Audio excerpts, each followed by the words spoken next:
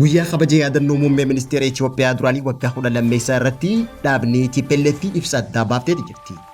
Mootummaan Itoophiyaa daldala seeraan alaa qabame qofarraa guyyaarraa galii qarshii miliyoona 22 ol argachuutu gabaafame. Somaaliyaatti gareen shororkeessaa Al-Shabaab haaraatti ijaaruudhaan Somaaliyaa weeraruuf qophiin xumuramuutu dhagahame. Kunneen hangafoota oduutii amma bal'ina oduutti aansina. Kabaja guyyaa yaadannoo boqochuu Mallas Zeenaawii waggaa 12 TPLF'n kabajamee jira. Guyyaa kabaja yaadannoo jaallee isaanii obbo Mallas Zeenaawii sababeeffachuudhaan adda bilisummaa uummata Tigraay ibsaas baasee jira. Dhaabni adda bilisummaa uummata Tigraay tibbana yaalii adda addaa kan diddaa agarsiisu shaakalaa kan jiru yoo ta'u, haaluma kanaan dhaabni ibsa waa'ee waliigaltee nagaa Piriitooriyaa mootummaa federaalaatii fi Abuut jidduu mallatteeffame ilaalchisee ibsa baasaniin. Waliigaltee Piriitooriyaa erga mallattaa'ee waggaa 3 guutuu ibsanii haa ta'utu malee waliigalteen tun odoo hin xumuramin jiraachuudhaan hanga ammaatti du'aa fi gidiraan bifa hundaan uummata keenya irra ga'uu obsinee ilaaluu hin dandeenyu jedhan.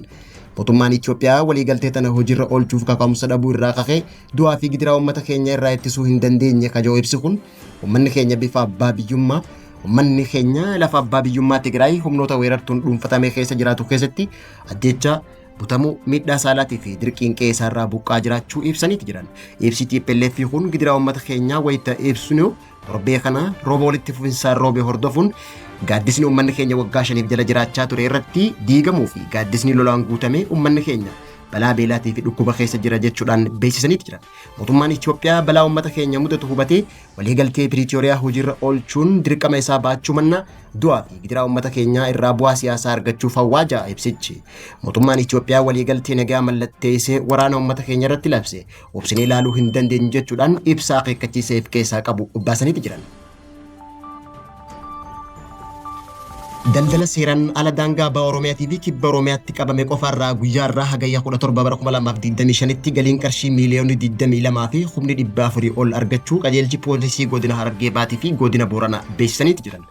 Daldala seeraan alaa karaa kibba Oromiyaa godina Booranaa magaalaa Yaaballoo ganda qilxaatti qabameen meeshaaleen daldala seeraan alaa qabame kunneen gara qarshii miliyoona 10 fi 400 fi 49 fi 880 akka ta'e meeshaan qabame kunis gumruka Itoophiyaa damee kibbaatiif galuu qajeelchi poolisii godina Booranaatti wajjirri poolisii bulchiinsa magaalaa Yaaballoo beeksisetti jira. Haaluma kanaan meeshaaleen daldala seeraan alaa qarshii miliyoona 10 fi 700 fi 54 ta'u makiinaa Ayizuzii lakkoofsa gabatee Ooroo 66 takka 52 ta'e qabamuun godina Harargee Baa aanaa Jaarsorraa gara magaalaa Harroodoo imalaa jiru aanaa Kombolchaa Araddaa Saamtee bakka jaamtutti caasaa nageenyaatiin qabame gumruka damee bahaa magaalaa Hararitti galii ta'uu kominikeeshiniin qajeelcha godina Harargee Bahaa gabaaseeti jira. Gareen shororkeessaa idil addunyaa Al-Shabaab haalli inni itti ijaaraa jiruu fi sochiin inni jiddu galeessa Somaaliyaatti taasisaa jiruun magaalaa guddittii Somaaliyaa Mogadishoo qabaachuu danda'a jedhamee bulchiinsi Somaaliyaa sodaa keessa galuutu dhaga'ame.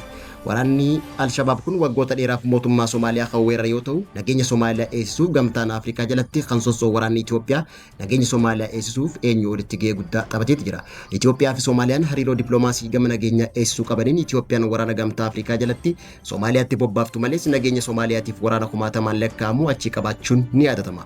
Haa ta'uutii malee erga Itoophiyaan galaana diimaa fudhachuuf karoora qabaachuu labsiteen booda hariiroon pireezidaantii Somaaliyaa Hassan Sheekh Mahmudii fi muummee ministeeraa Dr. Abiy Ahmed jidduu jiru ni borawee. Akka xiinxaltoonni tokko jaanitti gareen waraana Al-Shabaab kan waraana Itoophiyaa sodaatu carraa kanatti fayyadamanii Somaaliyaa gooluuf qophaa'utu dhaga'ame. Dhimma kanarratti ministeerri muummee Somaaliyaa duraanii Sheekh Shariif Sheekh Ahmed raayyaan ittisa biyya Somaaliyaa gahee isaa bahuu dadhabuu irraa kan ka'e Al-Shabaab magaalaa to'achuu akka dandeessu akeekeeti jira. Rakkoo kana keessaa uummata magaalaa Mogadishoo baasuuf aangoonni Somaaliyaa irra deebiin qorannoo waraanaa tarsiimaa ta'e gochuu akka qabanis dhaameeti jira. Egaan kabajamtootaa fi hordoftoota kanaaf qabannee dhiyaanne kanan gammattee jira.